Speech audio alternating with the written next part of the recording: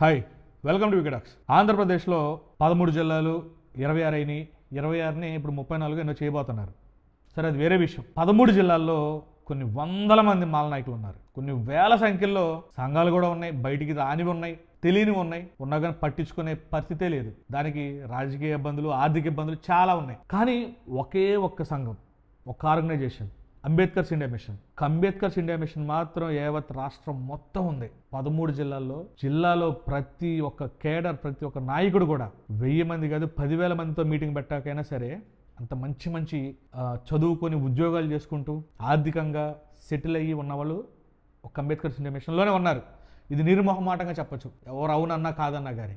ఈ వర్గీకరణ అంశం కానీ, మాలలకు సంబంధించిన కానీ, లేదా దళితులకు సంబంధించిన అంశాల్లో ఎక్కడైనా సరే, పశ్చిమ గోదావరి జిల్లా ఏలూరుపాడులో అంబేద్కర్ గారు ఫ్లెక్సీని చింపేశాడని చెప్పి రఘురామకృష్ణరాజుని ఏ రకంగా అయితే యావత్ రాష్ట్రం మొత్తం ఏకిపారేశారో, దాంట్లో ప్రథమంగా ముందుండి నడిపింది మాత్రం ఏం నాయకులే. అది రఘురామకృష్ణరాజు నోటంటే చెప్పాడు, ఆ అంబేద్కర్స్ ఇండియా మిషన్ వాళ్ళే, ఆ పివి సునీల్ కుమార్ మనుషులే నన్ను అల్లరి చేస్తున్నారు, నన్ను బద్నాం చేస్తున్నారు అని చెప్పి రఘురామకృష్ణరాజే చెప్పాడు.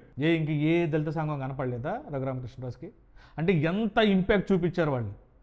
దండం పెట్టాడు రఘురామకృష్ణరాజు ఏం వాళ్ళకి. ఈ వర్గీకరణ విషయంలో కూడా మొదటి నుంచి ప్రతి జిల్లాలో నిరసన వ్యక్తం చేయటమైనా కానీ, భారత్ బంద్ అప్పుడు కూడా ప్రతి జిల్లాలో భారత్ బంద్ని సక్సెస్ఫుల్గా నడిపించింది కానీ ఏం వాళ్ళు ప్రధాన పాత్ర పోషించారు. పివి సునీల్ కుమార్ గారు ఉద్యోగం అడ్డం వస్తుందని చెప్పేసి ఆయన బయటికి రాలేకపోతున్నారు. కానీ ఒక్కసారి అసలు వీఆర్ఎస్ తీసేసుకొని బయటకు వస్తే ఈ టైంలో ఈ వర్గీకరణ అంశం ఇంకో రేంజ్కి వెళ్ళిద్దేమో.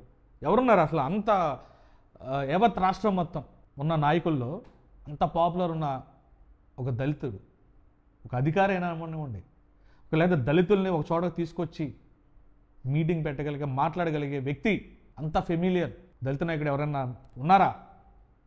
లేరా అని అట్లా హర్ష్ కుమార్ గారు కానీ, లేకపోతే ఇంకొకరు కానీ కొంతమంది ఉన్నారు. ప్రస్తుతం వాళ్ళంతా రాజకీయ పార్టీలకో లేకపోతే రాజకీయ భవిష్యత్తు కోసం అని చెప్పేసి కొంతమంది మాట్లాడుతున్నారు. కానీ కేవలం కులం కోసమే, దళితవాడలో మన పంచాయతీలు కావాలి, మనమే పరిపాలించుకోవాలి, ప్రతి దళితవాడికి 2 కోట్ల రూపాయలు నిధులు కావాలి అని చెప్పి డిమాండ్ చేసి ఒక ఎజెండాని పెట్టింది కేవలం అంబేద్కర్స్ ఇండియా మిషనే. ఇంక ఏ ఒక్క సంఘం కూడా లేదు. భవిష్యత్తులో ఆంధ్రప్రదేశ్లో దళితులకి, మాల అవనివ్వండి, మాదిగా అవనండి, రెల్లు అవనండి, ఇంక ఎస్టీలైనా అవనివ్వండి, ఎవరైనా అవనివ్వండి, గిరిజనులకైనా అవనివ్వండి, వాళ్ళ హక్కుల కోసమైనా సరే వాళ్ళ కోసం పోరాడేది మాత్రం ఖచ్చితంగా అంబేద్కర్స్ ఇండియా మిషన్ అవుతుంది. ఇందులో క్వశ్చనే లేదు. ఇంకోటి, ఒక రాజకీయ పార్టీలకి ధీటుగా సమాధానం చెప్పగలిగే సంస్థ ఒక అంబేద్కర్స్ ఇండియా మిషన్. చూద్దాం, సునీల్ గారు వీఆర్ఎస్ తీసుకొని బయటికి రావాలని చెప్పేసి చాలామంది కోరుకుంటున్నారు. అది కనుక జరిగితే మ్యాచ్ వన్ సైడ్ అయిపోయినట్లు ఈ వర్గీకరణలో. ఇది చాలా అంటే నేను చెప్పే మాట చాలామంది సిల్లీగా అనిపించవచ్చు. ఏంట్రా దళితులకి ఏం చేశాడు సునీల్ కుమార్, దళితుల కోసం ఇప్పుడేం చేశాడు, లేకపోతే వైసీపీ గవర్నమెంట్లో సుధాకర్ని లేకపోతే సుబ్రహ్మణ్యాన్ని చంపినప్పుడు ఏం మాట్లాడాడు, ఎక్కడ ఉన్నాడు, ఏం చేశాడని చెప్పని అంటారు. కానీ ఒక ఐపీఎస్ అధికారి ఏం చేయగలడో అది చేశాడు. ఆయన మాసం తిన్నాం అని చెప్పేసి మెడలు వేసుకోలేం కదా.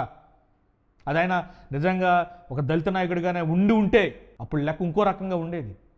కానీ ఒక ఐపీఎస్ అధికారి కదా, ఉద్యోగం ఉంది, సర్వీస్ రూల్స్ ఉంటాయి, వాటిని క్రాస్ చేయకూడదు. సో ఎవరితో మాట్లాడాలి, ఏం చేయాలి అనేది ఆయన చేయగలిగింది ఆయన చేసాడు. అది బయటికి రాకూడదు, బయటికి తెలియకూడదు. అది చదువుకున్నవాడికో లేకపోతే ఏదైనా ప్రభుత్వ ఉద్యోగం చేసేవాడికో తెలిసిద్ది. ఉద్యోగం సద్యోగం లేని కొంతమంది చవట వేదవలు అనే మాటలు అవి సునీల్ కుమార్ గారిని. ఇవాళ బలమైన నాయకత్వం అనేది కావాలి మాలలకి. ఒకటయ్యారు ఇప్పుడు జేఏసీగా ఏర్పడి. ఇందులోకి గనక సునీల్ కుమార్ గారిని తీసుకొస్తే వేరే లెవెల్లో ఉంటుంది. తెలంగాణలో వివేక్ గారు ఇప్పుడు ఎంత ప్రపంచం అయితే సృష్టించారో ఆంధ్రప్రదేశ్లో అంతకి 10 రెట్లు అవుతుంది, అవ్వాలి. దానికి ఒకే ఒక్కరు పివి సునీల్ కుమార్ గారు అవుతారు. ఇందులో క్వశ్చన్ లేదు. ఇంకోటి, బాయ్.